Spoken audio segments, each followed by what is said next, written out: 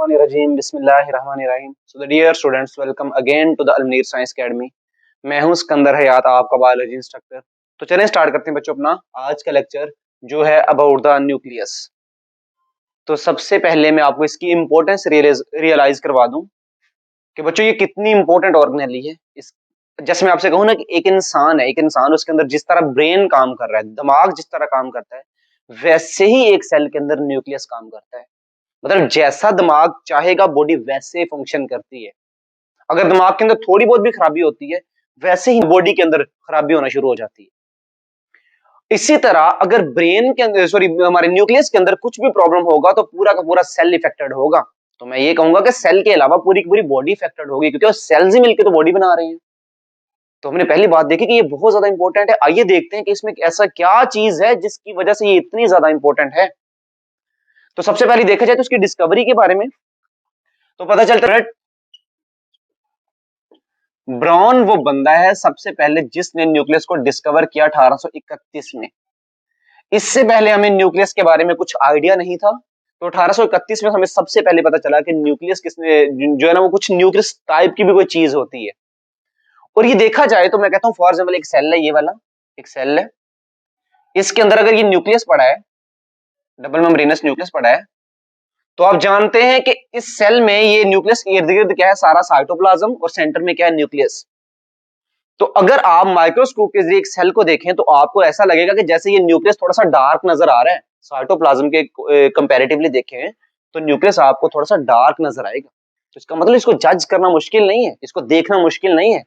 हम देखें तो हमें इजीली पता चल जाएगा कि ये थोड़ा सा डार्क नजर आ रहा है as compared to the cytoplasm, so it is easily visible through the microscope. तो नेक्स्ट देखते हैं इसकी प्रेजेंस के बारे में कि जी ये डिस्कवर कैसे हुई। डिस्कवर तो हमने देखा है, इसकी मौजूदगी कैसे है, ये किस किस सेल्स में पाई जाती है और किन किन ऑर्गेनिजम्स में पाई जाती है। तो पता चलता है, जैसे मैं आपसे कहूं कि लिविंग ऑर्गेनिज्म कितनी तरह के प्लांट्स हैं, प्लांट्स, एनिमल्स, फंजाई, उसके बाद एल्गी और बैक्टीरिया। बैक्टीरिया के साथ में लिख रहा हूं सियानोबैक्टीरिया, सियानोबैक्टीरिया, जिनको हम कहते हैं these are called the blue green algae. तो अब देखें आपको इन लिविंग ऑर्गेनिज्म में स्वाई बैक्टीरिया और सियानोबैक्टीरिया के बाकी सारे के सारे क्या हैं, यूकैरियोट्स। बैक्टीरिया और सियानोबैक्टीरिया प्रोकैरियोट्स हैं और ये बाकी सारे के सारे क्या हैं, यूकैरियोट्स। तो इसका मतलब अब आप इजीली जज कर सकते हैं कि इसके इर्द गिर्द डबल मेम्ब्रेन है। तो मैंने आपको पहले ही बताया हुआ है कि मेम्ब्रेनस कोई भी मेम्ब्रेनस ऑर्गेनेली है जो भी है वो प्रोकैरियोटिक सेल में नहीं पाई जाएगी। तो इसका मतलब ये न्यूक्लियस ना तो बैक्टीरिया में पाया जाएगा ना फिर सियानोबैक्टीरिया में पाया जाएगा। हाँ, तो पाया किन के अंदर जाएगा, एनिमल्स के अंदर पाया जाएगा, प्लांट्स के अंदर पाया जाएगा, फंजाई और एल्गी, इन सभी के अंदर न्यूक्लियस पाया जाएगा। अब मैं आपसे कहता हूं कि इन सभी में से आप एक प्लांट का सेल ले जी, मैंने प्लांट सेल ले लिया और एक ले लिया आपने एनिमल सेल। अगर आप प्लांट सेल के बारे में देखें तो उसके सेंटर में बड़ा सा होता है वैक्यूल। और वो बड़ा सा वैक्यूल क्यों होता है, क्योंकि वो चाहते हैं कि अपने अंदर फूड को और एक्स्ट्रा प्रोडक्ट्स और वाटर को स्टोर करें। तो यहाँ पर ज्यादातर वाटर स्टोर होता है। इन सेल ने अपने टर्गर प्रेशर को मेंटेन करने के लिए यहाँ पर क्या होता है, वैक्यूल। अब सेंटर में वैक्यूल है तो जाहिर सी बात है फिर न्यूक्लियस कहाँ पे होगा, न्यूक्लियस साइड पे, मतलब पेरिफेरल पोर्शन में होगा।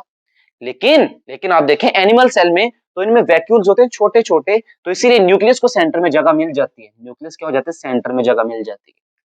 तो इसका मतलब अब हमने क्या देखा कि अगर ये यूकैरियोट्स में देखा जाए तो एल्गी, फंजाई, प्लांट्स और एनिमल सभी में पाया जाता है। बट एनिमल सेल में आप देखें तो आपको ये सेंटर में मिलेगा और प्लांट सेल में आपको मिलेगा जो है ना वो साइड पे। क्यों, क्योंकि प्लांट सेल के अंदर सेंटर में वैक्यूल है और इसीलिए ये साइड पे। लेकिन एनिमल सेल में देखा जाए तो ये सेंटर में न्यूक्लियस पाया जाता है। तो ये इसकी होगी इसकी कि ये लोकेशन ये है किस जगह पर पाया जाता है। अच्छा, तो अब देखते हैं बच्चों इसका स्ट्रक्चर एंड कंपोजिशन के देखा जाए तो ये होता कैसे है और इसकी कंपोजिशन क्या है। तो देखने से आपको लगेगा कि ये या जैसे स्फेरिकल होता है, मतलब राउंड शेप का होता है, या किसी और शेप का भी हो सकता है, लाजमी नहीं कि एक राउंड शेप का ही हो। तो इसका मतलब ये स्फेरिकल हो सकता है या किसी और इर्रेगुलर फॉर्म में भी पाया जा सकता है। तो इसकी बेसिकली टू फॉर्म्स हो गई हैं, in the form of the spherical form, और दूसरा क्या है, किसी और शेप इर्रेगुलर फॉर्म में भी पाया जा सकता है। उसके बाद देखते हैं बच्चों इसके स्ट्रक्चर के बारे में देखा जाए तो हमें पता चलता है कि स्ट्रक्चर में हमें नजर आता है कि ये अगर मैं यहां से स्टार्ट करूं तो मुझे बाहर से ये क्या नजर आता है, न्यूक्लियर इनवेलप, न्यूक्लियर इनवेलप जो बेसिकली बने हैं डबल मेम्ब्रेन से, न्यूक्लियर इनवेलप है। और जैसे मैं आपसे कहूं कि ये सेल मेम्ब्रेन है, सेल मेम्ब्रेन से अंदर जाए तो आपको साइटोप्लाज्म नजर आता है, इसी तरह आप इस न्यूक्लियर मेम्ब्रेन से अंदर जाएं तो आपको फ्लूइड नजर आएगा जिसको हम कहते हैं न्यूक्लियोप्लाज्म। तो इसका मतलब न्यूक्लियर इनवेलप प्लस साथ में क्या आ गया, न्यूक्लियोप्लाज्म, न्यूक्लियोप्लाज्म। अच्छा, अब ये जो न्यूक्लियोप्लाज्म है, न्यूक्लियोप्लाज्म के अंदर आप देखें तो आपको कुछ धागे नजर आएंगे, और वो धागे किस चीज के बने, वो दो चीजों से, एक है डीएनए, मतलब डीएनए और प्रोटीन्स के इस तरह आपको धागे नजर आएंगे, तो इसको हम कहते हैं क्रोमैटिन, क्रोमैटिन। तो पहली बात हमें पता क्या चली है कि ये होते किस फॉर्म में, in the form of the sphere भी हो सकते हैं या किसी इर्रेगुलर फॉर्म में भी पाए जा सकते हैं। दूसरी बात हमने देखा कि इसके स्ट्रक्चर में देखा जाए तो बाहर से अंदर की तरफ जाओ तो न्यूक्लियर इनवेलप है, और अंदर क्या है, फ्लूइड, जिसको हम कहते हैं न्यूक्लियोप्लाज्म। और न्यूक्लियोप्लाज्म के अंदर आपको धागे नजर आएंगे, और वो धागे दो चीजों के कॉम्बिनेशन से बने, one is a DNA, other one is a protein. और बच्चों याद रखो, जहां पर डीएनए का वर्ड आ गया है हमारे जहन में बहुत ज्यादा क्वेश्चंस आ गए हैं, और वो क्वेश्चंस क्या हैं कि हम आज तक यही कहते हैं कि जैसे मैं आपसे कहूं ना कि फॉर एग्जाम्पल मैं जैसे नजर आ रहा हूं वो किस वजह से नजर आ रहा हूं, वो प्रोटीन की वजह से, मेरी जो हाइट है वो प्रोटीन की वजह से, मेरा कलर प्रोटीन की वजह से, मेरी इंटेलिजेंस प्रोटीन की वजह से। कोई एक भैंस दूध अच्छा दे रही है, एक नहीं दे रही, जो अच्छा दे रही है वो किस वजह से, वो प्रोटीन की वजह से, जो अच्छा नहीं दे रही वो किस वजह से, वो प्रोटीन की वजह से। तो एक्चुअली ये सारा काम कौन कंट्रोल कर रहा है, प्रोटीन। और बच्चों याद रखो, इसका मतलब मैं ये फिर कहूंगा कि बॉडी की सारी एक्टिविटीज या एक सेल की पूरी एक्टिविटीज कौन कंट्रोल करता है, वो तो प्रोटीन कंट्रोल करते हैं। लेकिन ये कहना सही नहीं है। मैं देखूं बैक, इसके पीछे जाके हिस्ट्री को देखूं तो मुझे पता चलता है कि प्रोटीन बनते हैं आरएनए से, और राइबोसोम उन आरएनए को इस्तेमाल करके प्रोटीन बनाता है। और पता चलता है कि वो आरएनए किससे बनते हैं, वो तो डीएनए से बनते हैं। सो आई कैन से कि सारा का सारा क्रेडिट किसको जाता है, वो डीएनए को जाता है। जैसा डीएनए वैसे आरएनए, जैसा आरएनए वैसे प्रोटीन, और वैसे ही पूरी की पूरी लाइफ की कैरेक्टरिस्टिक्स। तो वो डीएनए कहां पर पड़ा है, मैंने अभी आपको बताया कि डीएनए और प्रोटीन किस जगह पे है, वो न्यूक्लियस के अंदर। सो आई कैन से कि न्यूक्लियस वो चीज है जो पूरी की पूरी लाइफ को भी कंट्रोल कर रहा है, और पूरी की पूरी जो है ना वो एक सेल को भी कंट्रोल कर रहा है। जैसे एक सेल है ना, एक सेल जिस तरह सेल होगा वैसे ही तो लाइफ होती है। कुछ ऑर्गेनिज्म ऐसे भी हैं जिनकी पूरी लाइफ सिर्फ एक सेल पर मुश्तमिल है, यूनिसेलुलर, जैसे अमेबा वगैरह। तो इसका मतलब फिर आप ये कह लें कि एक सेल की कैरेक्टरिस्टिक्स या लाइफ, या एक ऑर्गेनिज्म पूरे के पूरे इंडिविजुअल की लाइफ, वो कौन कंट्रोल करता है, वो न्यूक्लियस ही कंट्रोल करता है। और वो न्यूक्लियस क्यों कंट्रोल कर रहा है, क्योंकि उसके अंदर डीएनए वो वह चीज है जो सारी के सारे प्रोटीन बनने के मैकेनिज्म को कंट्रोल करती है। तो इसका मतलब फिर मैं एक बात ये कह दूंगा, ये मैं सेंटेंस बोलूंगा कि control the cell and life, तमाम के तमाम सेल की एक्टिविटीज और लाइफ की एक्टिविटीज कौन कंट्रोल कर रहा है, याद रखो वो कंट्रोल कर रहा है जी न्यूक्लियस। क्योंकि न्यूक्लियस के अंदर है वो वह चीज है, वो डीएनए जो हर एक चीज को कंट्रोल कर रही है। और जैसे मैं आपसे कहूं कि किसी कोई पेरेंट, कोई बच्चा गुम हो जाता है, तो अगर डिफरेंट पेरेंट्स आ जाते हैं उसको लेने के लिए, तो हम डीएनए टेस्टिंग करते हैं। डीएनए जो है वो वह चीज है जो हमें सारी की सारी इंफॉर्मेशन प्रोवाइड कर देती है। और वो डीएनए कहां पर है, वो बटन न्यूक्लियस के अंदर है। उसके बाद देखते हैं जरा, तो हमें पता चल गया है कि ये जो इसका स्ट्रक्चर में हमने देख लिया, इसकी कंपोजिशन रह गई है।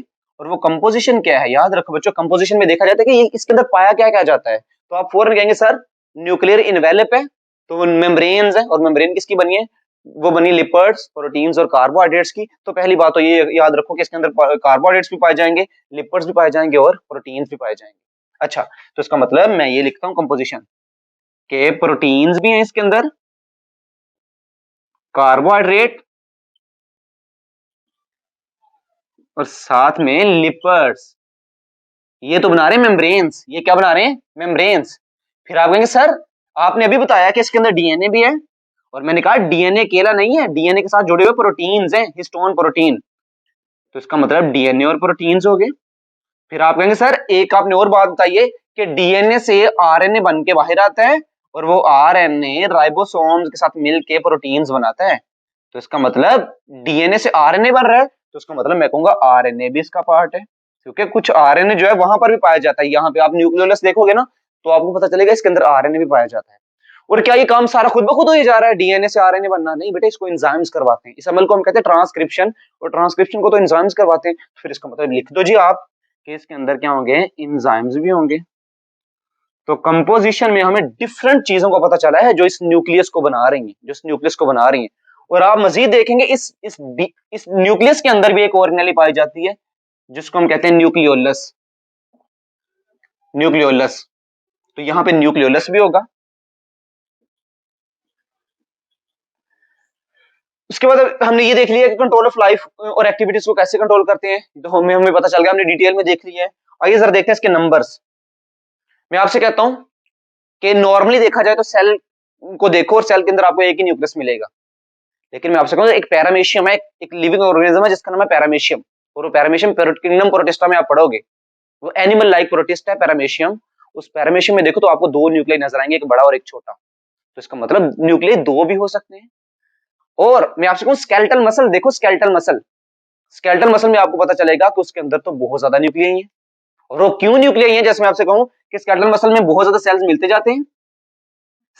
जाते हैं, सभी सेल्स का cytoplasm plus nucleus, cytoplasm nucleus, अब दरमियान में ये वॉल खत्म कर दो, तो ये एक ही मसल बना है और इसके अंदर बहुत ज्यादा न्यूक्लियाई है।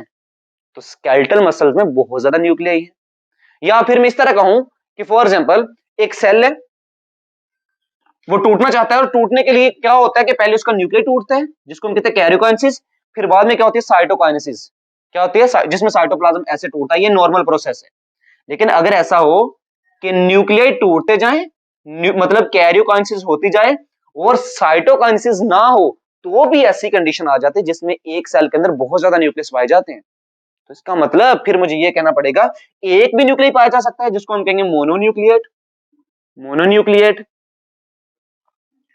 पैरामीशियम में दो पाए जाते हैं, उसको हम कहेंगे डाइन्यूक्लिएट, बाइन्यूक्लिएट सॉरी, बाइन्यूक्लिएट।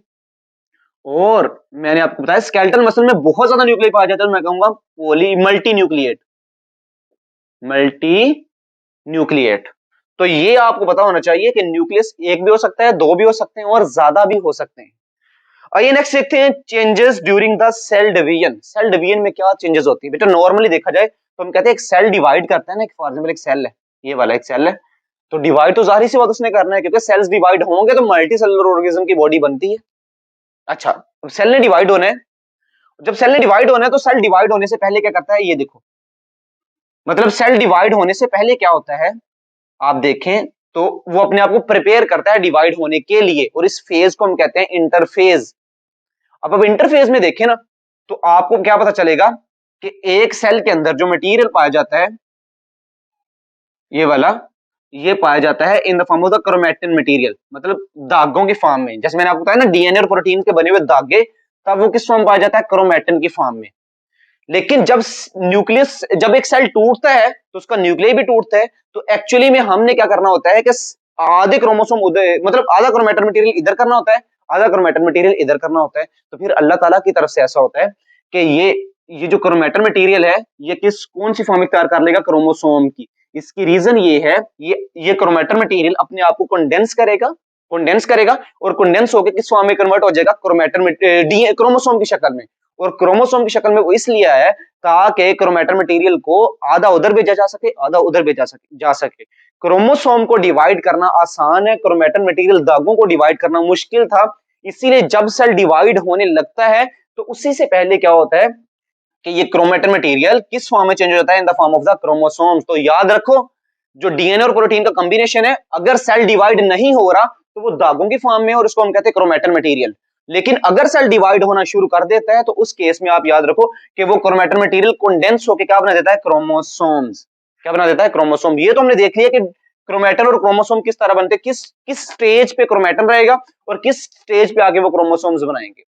लेकिन अगर आप देखें कि सेल डिवीजन के दौरान, मतलब अगर आप सेल डिवीजन हो रही है तो सेल डिवीजन में आप जानते हैं कि न्यूक्लियर जो है ना वो टूट जाता है, ड्यूरिंग सेल डिवीजन न्यूक्लियर टूट जाता है।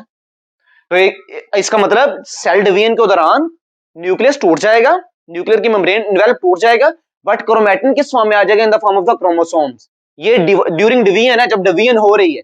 लेकिन जब डिवीजन नहीं हो रही तो क्या है, न्यूक्लियर मेम्ब्रेन, ये न्यूक्लियर मेम्ब्रेन नहीं टूटती, ये न्यूक्लियर मेम्ब्रेन ऐसे न्यूक्लियर की फॉर्म में रहती है, लेकिन जो क्रोमैटिन मटेरियल है वो दागों की शक्ल में ही रहेगा। जो डीएनए और प्रोटीन है वो किस फॉर्म में रहेंगे, वो दागों की फॉर्म में रहेंगे। तो इसका मतलब ये डिफरेंट फॉर्म्स में पाया जाता है ड्यूरिंग नॉन डिवाइडिंग स्टेज। जब सेल डिवाइड नहीं हो रहा तो आपको न्यूक्लियस नजर आएगा, क्योंकि न्यूक्लियस टूटता नहीं है, लेकिन अंदर जाके देखे तो आपको क्रोमैटिन ही नजर आएगा। लेकिन जब सेल टूटना शुरू करता है, मतलब जब डिवीजन होती है, तो उस केस में क्या होता है कि न्यूक्लियर इनवेलप टूट जाती है और जो क्रोमैटिन मटेरियल वो कंडेंस होकर क्रोमोसोम्स की शक्ल इख्तियार कर लेता है। तो ये था कुछ चेंजेस जो न्यूक्लियस के अंदर आ रही थी एक सेल की जिंदगी में। तो बच्चों यहां तक हमने बहुत इंपॉर्टेंट बातें देख ली हैं। तो इंशाल्लाह नेक्स्ट लेक्चर्स में हम क्या करेंगे, इस न्यूक्लियस के अंदर जाकर न्यूक्लियोलस को पढ़ेंगे और साथ में इसी तरह हम न्यूक्लियर एनवेलप को देखेंगे और साथ में हम न्यूक्लियोप्लाज्म को देखें। तो ये सारी चीजें हम देखेंगे नेक्स्ट। तो मिलते हैं नेक्स्ट लेक्चर में। तब तक के लिए अल्लाह हाफिज।